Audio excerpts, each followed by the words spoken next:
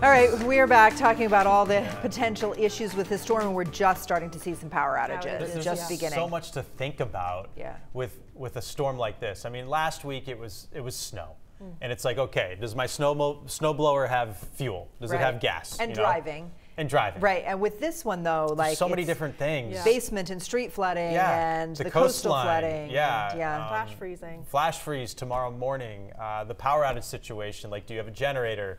Do you have a heat source? Because it's going to be frigid this weekend. Right, that's a big deal. And you just checked, we already have some power outages. 15,000. It was funny, I was talking with our EP, our producer, Justin, and he's like, I saw some lightning out there. I'm like, that's weird. It doesn't look like that on the radar. And then I'm like, that could be a transformer. I went to CMP's site, and there's already 15,000 outages. So I have a feeling it was transformer blowing. And so it begins. And so it begins. Storm is arriving. You probably heard it late last night. I got awakened by the wind at about 1:30, and that was it for me. My day started at 1:30. It should have started at 2:15. Could have gotten 45 more minutes of sleep, but that wind kept me up. Raining kind of periodically along the coastline, but it's a steadier rain inland for Lewiston, for Augusta, Sebago Lake. You run into the rain snow line right up along Route 2. We're flipping over in Rumford right now. Still a lot of wet snow to go for the western Maine mountains, which is great because the 6 inches we get on the front end will stop any of the loss that we get later on today with rain and wind when we do change over. Now getting some drops in the city as the air mass saturates, raining down through Bucksport and the mouth of the river, Verona Island, etc. Steady rains from Augusta down to the mid-coast. So it's already kind of nasty out there. The winds are ramping up. They're already loud. Imagine what a 65 to 70 mile an hour gust is going to sound like. And that's going to happen several times later today.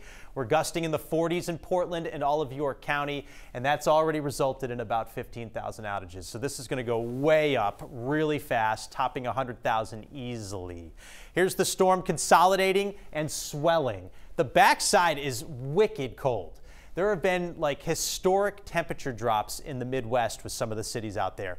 We won't see an historic drop, but we will have a big one, and we're going to get a flash freeze after all this rain stops this evening. So tomorrow morning may be very icy. Heavy rain for the entire commute. We're going downhill fast. It'll be torrential, and the wind is whipping and roaring all over the place. Midday, a little break in the action into the early afternoon for a couple of hours with the heavy downpours as they shift north and east. The wind sadly won't quit. That'll keep ripping, and it'll be warm too with temps around 50, so we're going to lose a lot of the snow outside of the mountains. Second wave of heavy rain and strong wind for the afternoon with the frontal passage. The wind direction is going to shift a little bit to the southwest, which has somewhat of a downslope component to it. So it'll be easier to mix down even stronger gusts, like 70+ mile an hour gusts along the coastline. It's also going to drag in with it the cold air. And look at the temperature by midnight. We're around 20 degrees. That's not enough time for the wind to dry up all surfaces. Maybe some of the roads, maybe they get okay, but driveways and decks and things, they're going to be icy tomorrow morning.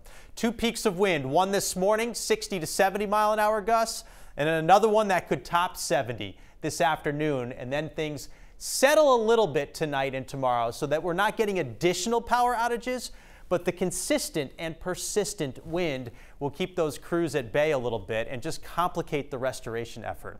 I am seriously concerned about this incoming high tide at 10 o'clock up and down the entire coast. Astronomically high because of the new moon. We're looking at least a 2-foot storm surge. Do the math. That's over 13 feet. Portland's flood stage is 12. There's a chance that we could make a run at the all-time record. Records have been kept since 1912. The all-time record is the blizzard of 78. You know what that did. Now, things have changed since then. We've built up sand dunes. We put in jetties. Our structures are more fortified.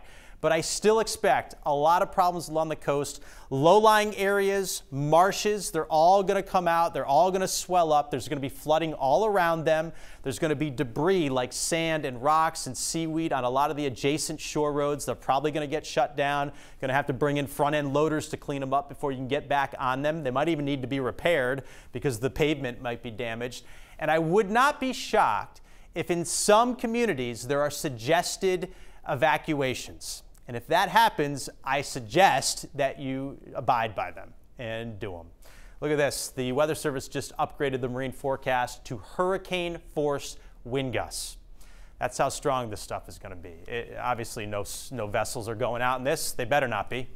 All right, snow changing to rain quickly inland, rain everywhere else. Very windy from start to finish. 20s over the weekend. We get that flash freeze. Be careful with your first steps tomorrow morning. Early next week, no storms, pretty quiet, staying cold.